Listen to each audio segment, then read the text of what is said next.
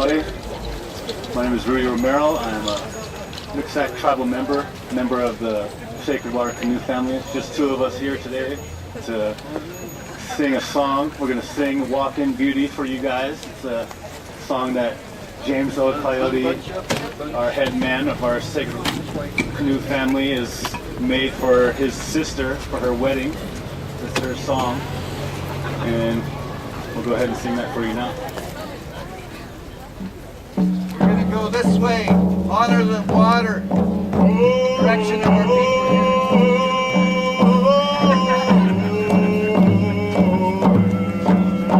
Make a bigger circle, baby.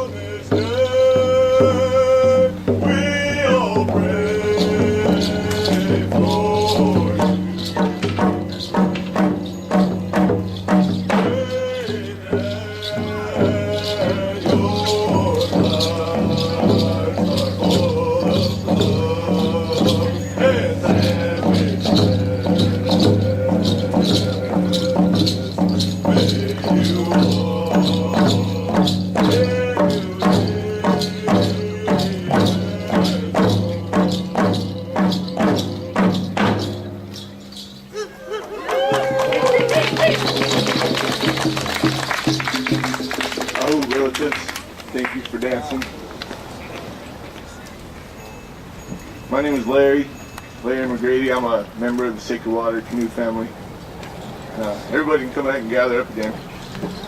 I don't really know what to ever say at times like this. My family, we share a lot of our time, and we do a lot of our praying through our songs. And so we're just gonna go ahead and sing a couple songs for you guys. This song's called Unity. Everybody come together today. Thank you very much. Unity.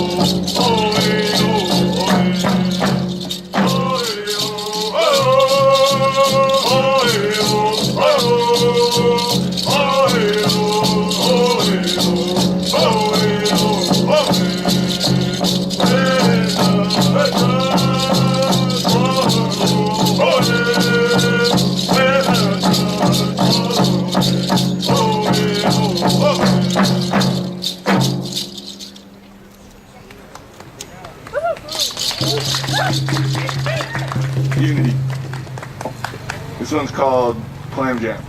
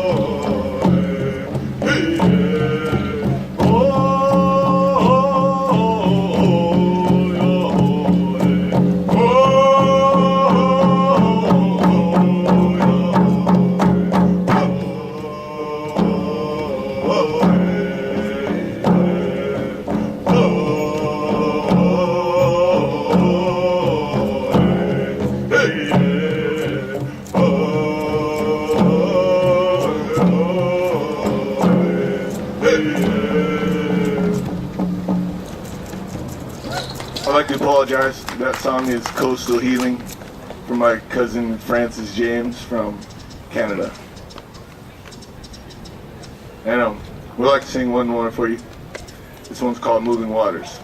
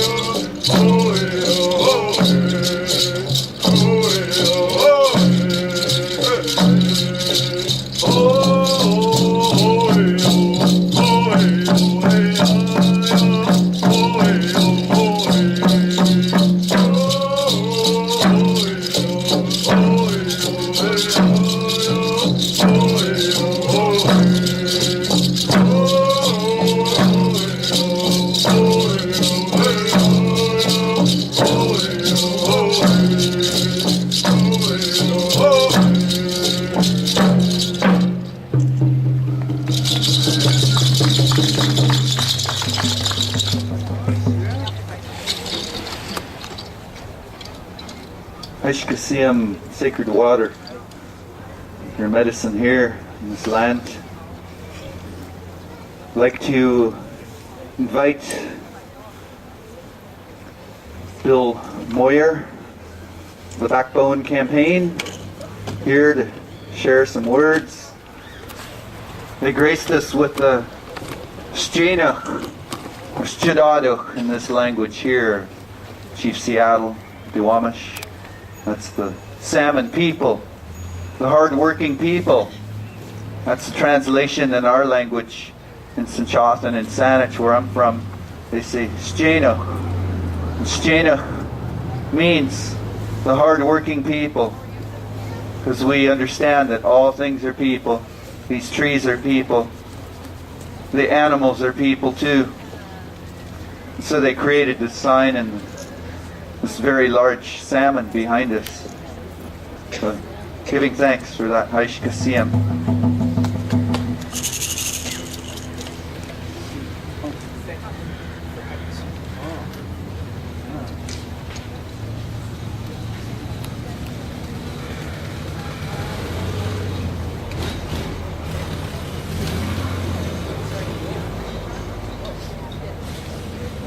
Share the Shikiyat one, the shirt, sharing his wealth with us. Hashkasiam, Bill Moyer. Greetings. My great-grandfather, John Moyer, it's said that he actually stole horses from his father's livery stable in Philadelphia and got a train ticket out here or something like that. And then my grandfather, Bill, he was born in the logging camps up in near Big Lake. And my father's from Shelton in Seattle, on that side of my family. And I was kind of a wanderer.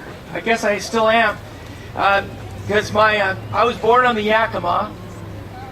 My danced my first powwow as a white boy. I'm not trying to claim anything. In Spokane. My other little brother was born on Flathead, where my dad got Red Eagle, the name Red Eagle. And they joked around I'd be son of Red Eagle. I'm sure there's a lot goofier, more appropriate name for me, though. Then I lived in Swinomish during the time of the Bolt decision, and was in grade school at that time. And remember the stories of the brave aim and just the brave warriors, people who stood up for the Puget Sound and treaty rights at that time. Tandy Wilbur seniors, Tandy Wilbur Jr., the Wilbur family, and many, all the great families there. And the one day they decided they would go because the refinery had a pipeline going across the Swinomish land without ever getting permission to do so. I know that's really shocking and surprising. But so they went and they cut the locks on the gate and went down and said they were going to shut down the pipeline. And boy, did that make stuff happen. And now I live on the traditional land of the Puyallup out on Vashon Island. So I feel like I've touched a lot of ground, and a lot of people from Flathead to Swinomish and are here today. I keep wandering around the country because of the work that I do for what we've been calling the Peace and Justice Movement. And I get to meet a lot of great organizers in a lot of wonderful places doing really important work. One of the things that's been bubbling up is that we were, because we're looking for language, is that we're a human rights movement. And that is a pretty good thing. That's pretty grand. That's not bad, right? That's pretty good. And I lead this group called the Backbone Campaign. We say it's important to have I won't do that. I won't take off my shirt. Somebody's got a shirt here. You have backbone, strong, bold, progressive leadership. But it's not really, that's also not quite enough, right? It's good to be strong and bold. But recently I was up in Victoria and in solidarity with the First Nations up there at the Parliament, the legislative building there, and with this beautiful piece of art that a friend of mine built. And the speakers, I was just holding a puppet, I was not a speaker. The speakers kept talking about how the elders were saying that we have to fight this battle. We have to fight this battle from a place of love. And these are people who are more acquainted with suffering than some of us will ever be able to imagine. And yet they have the moral strength to call on us to fight from a place of love.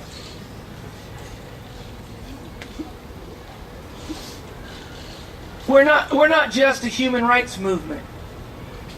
We have what's beautiful about the coming together, the rising of Idle No More, and all of the struggles. There's not been a rest. There's not been a cease of struggle for Indigenous peoples here or else, First Nations anywhere across the planet. There has not been a cease of struggle. But the opening of the arms to the rest of us to participate in the deepest kind of solidarity feels new to me. And I'm honored and I welcome it into my life. And I reflect on it with others. I was just in Detroit the other day. And, I think the most unifying organizing principle we have is love. And the human rights, we can learn a lot from Ecuador, where they've actually written in the rights of nature into their constitution. That's bigger than human rights. We don't really have it. We don't even know how to hold all that meaning right now, some of us. And so, white progressives of privilege, movements from all over the place, we have a great deal to learn about what it is that we're actually fighting for, because it's not just fighting against things, we're fighting for something. And I believe that Idle No More can teach, inform, help us evolve in our understanding of what we're doing here to sustain communities, human beings, and the biosphere for 7 generations. It's a new thing. It's beyond what our little minds can sometimes hold. But I know in my heart that I don't know more. We could bring the Backbone campaign, but we'd be nothing without the heart of Idle No More. And together with Backbone and heart, I think we have courage and victory.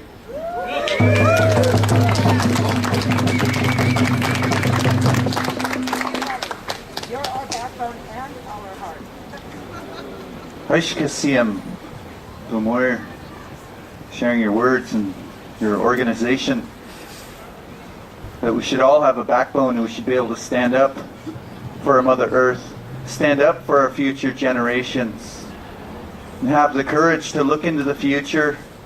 As he says, as the old people always did, they had the courage to use their strong minds to look into the future and see what they're doing to the Mother Earth, how that is going to affect generations down the line. So thankfully brought out some beautiful teachings of love and creation, that we can create with love in our hearts, but with a great strength. It's so true. And I'm proud of all the people that are doing this work. We were going to move into groups, I believe, at this point. Bill All. Invite Bill All here. He's going to guide us through some activities. Howdy, everybody. Everybody who's here, just take a couple steps closer. We are one movement, so let's act like it. So it's my honor to ask you now to do some talking to each other, and I'd like you to turn to a couple people who you don't know and get together in groups of 3. Shake each other's hands.